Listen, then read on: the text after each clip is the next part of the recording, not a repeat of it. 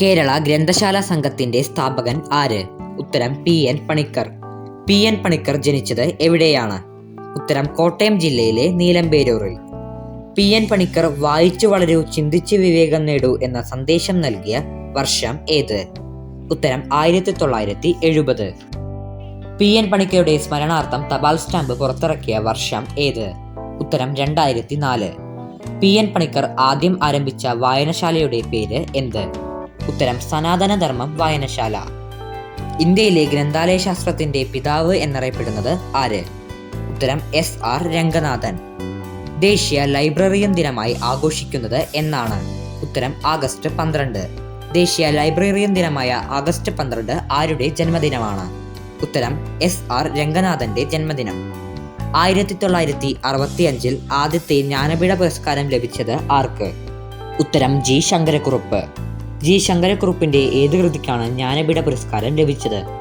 ഉത്തരം ഓടക്കുഴൽ എന്ന കവിതാ സമാഹാരത്തിന്. വയലാർ എന്ന പേരിൽ അറിയപ്പെടുന്ന മലയാള കവി ആര്? ഉത്തരം വയലാർ രാമവർമ്മ. ഖസാക്കിന്റെ ഇതിഹാസം ആരുടെ രചനയാണ്? ഉത്തരം O.V. വിജയൻ. ഭഗവത്ഗീത ഏതു കൃതിയുടെ ഭാഗമാണ്? ഉത്തരം മഹാഭാരതം. വാത്മീകി രാമായണം മലയാളത്തിലേക്ക് വിവർത്തനം ചെയ്തത് ആര്? ഉത്തരം വള്ളത്തോൾ നാരായണ മേനോൻ. ഇന്ത്യയിലെ ഏറ്റവും വലിയ ലൈബ്രറി ഏതാണ്? ഉത്തരം national library of India, Kolkata.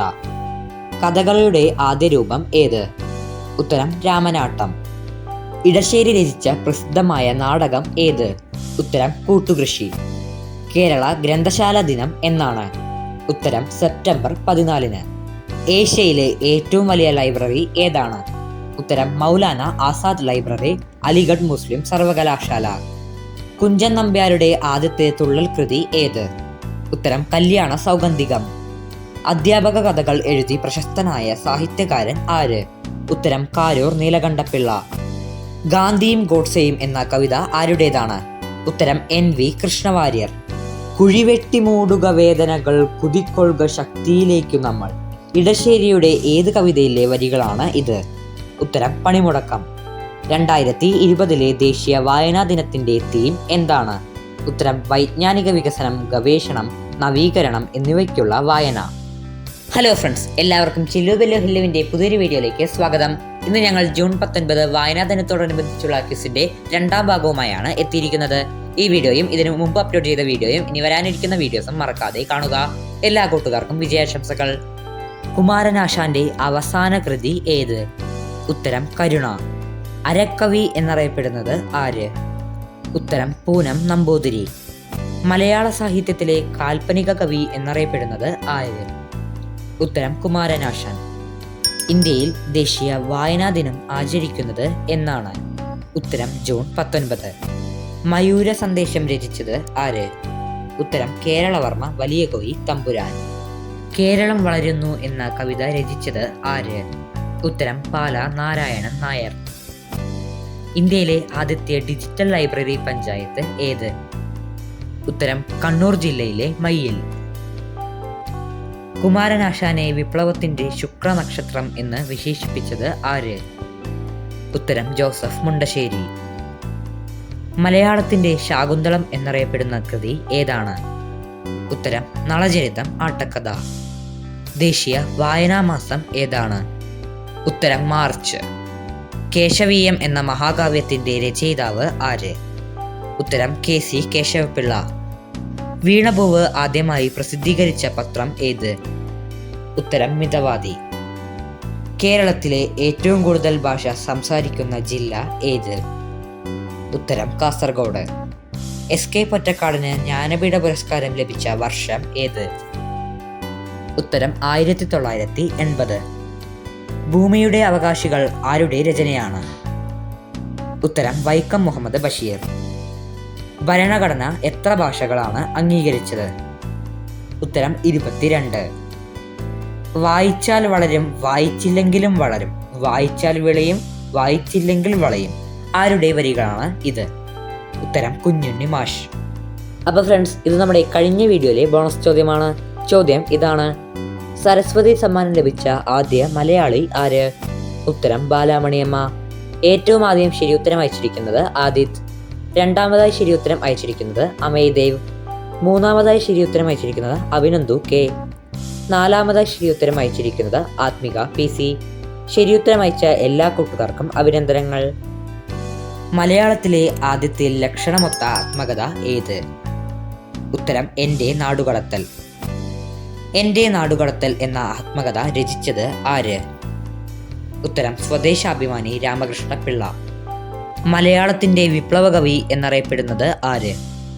ഉത്തരം വയലാർ രാമവർമ്മ. മഹാകാവ്യം എഴുതാതെ മഹാകവി ആയത് ആര്? ഉത്തരം കുമാരനാശാൻ. ദശകുമാരചരിതം എന്ന സംസ്കൃത കൃതി രചിച്ചത് ആര്? ഉത്തരം ദന്തി. പ്രസിദ്ധീകരണം തുടരുന്ന ഏറ്റവും പഴയ മലയാള ദിനപത്രം ഏത്? ഉത്തരം ദീപിക.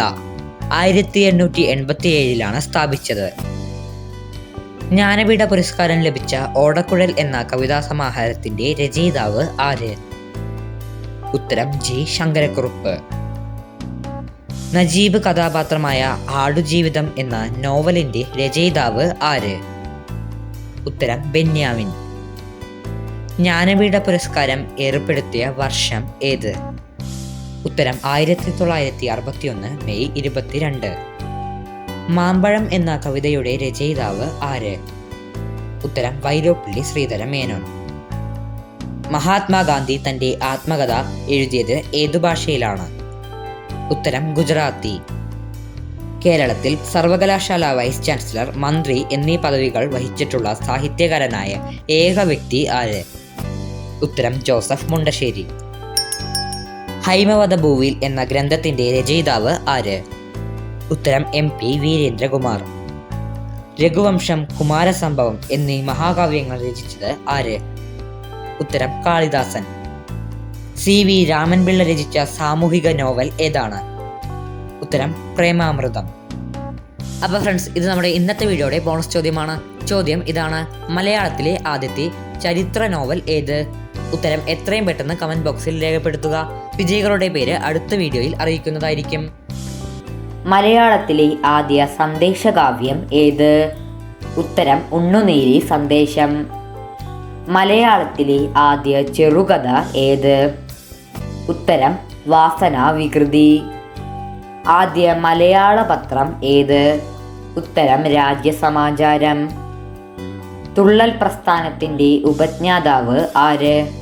ഉത്തരം കുഞ്ചൻ നമ്പ്യാർ. മലയാളത്തിന് ശ്രേഷ്ഠ ഭാഷാ പദവി ലഭിച്ച വർഷം ഏത്?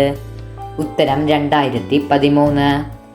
കേരളപാണിനി എന്നറിയപ്പെടുന്ന സാഹിത്യകാരൻ ആര്? ഉത്തരം AR രാജരാജവർമ്മ. കേരളവ്യാസൻ എന്നറിയപ്പെടുന്നത് ആര്? ഉത്തരം കൊടുങ്ങല്ലൂർ കുഞ്ഞിക്കുട്ടൻ തമ്പുരാൻ. വരിക വരിക സഹചരേ എന്ന് തുടങ്ങുന്ന ദേശഭക്തി ഗാനത്തിന്റെ രചയിതാവ് ആര്? ഉത്തരം അംഷി നാരായണപിള്ള. വീഡിയോ ഇഷ്ടപ്പെടുന്നുണ്ട് എന്നുണ്ടെങ്കിൽ മറക്കാതെ ലൈക്ക് ചെയ്യുക. കേരളത്തിന്റെ സാംസ്കാരിക തലസ്ഥാനം ഏത്? ഉത്തരം തൃശൂർ. മലയാള സാഹിത്യത്തിലെ ഏറ്റവും ഉന്നത പുരസ്കാരം ഏത്? ഉത്തരം എഴുത്തച്ഛൻ പുരസ്കാരം. അപ്പോൾ ഫ്രണ്ട്സ്, ഇതോടുകൂടി നമ്മുടെ ഇന്നത്തെ വീഡിയോ അവസാനിച്ചിരിക്കുകയാണ്. വീഡിയോ വീണ്ടും വീണ്ടും കാണുക. ചോദ്യങ്ങളും ഉത്തരങ്ങളും നന്നായി പഠിക്കുക. ഈ വീഡിയോയും ഇതിനു മുമ്പ് അപ്ലോഡ് ചെയ്ത വീഡിയോയും ഇനി വരാനിരിക്കുന്ന വീഡിയോസും മറക്കാതെ കാണുക. വീഡിയോ ഇഷ്ടപ്പെട്ടാൽ ലൈക്ക് ചെയ്യുക.